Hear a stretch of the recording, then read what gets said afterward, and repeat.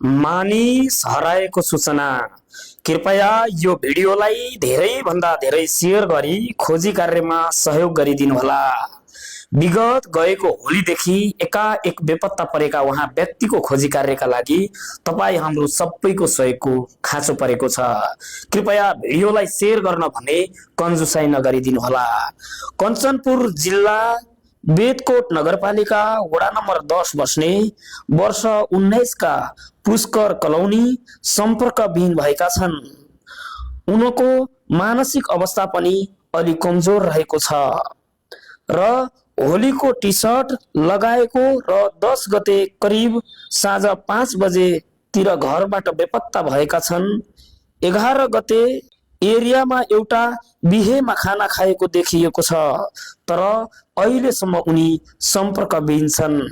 कृपया तलको फोटोमा देखिने व्यक्ति अथवा स्क्रिनमा देखिने व्यक्तिलाई कहीँ कतै कसैले देख्नुभयो अथवा भेटाउनु भयो भने तत्कालीन हामीलाई सम्पर्क गरिदिनुहोला।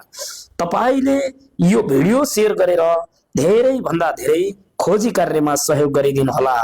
हामी उहाँका आफन्तहरूका सम्पर्क नम्बर छोड्न चाहन्छौँ र सम्पर्क नम्बर हामीले जस्ताको तस्तै मोबाइलको स्क्रिनमा राखेका छौँ।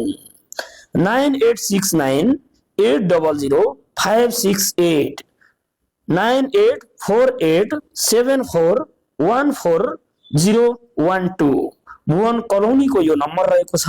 यो नम्बरमा पनि तपाई सम्पर्क गर्न सक्नुहुनेछ। कृपया यदि तपाईले अहिलेसम्म यो च्यानललाई सब्स्क्राइब गर्नुभएको छैन अथवा फलो गर्नुभएको छैन भने फलो गरिदिनुहोला।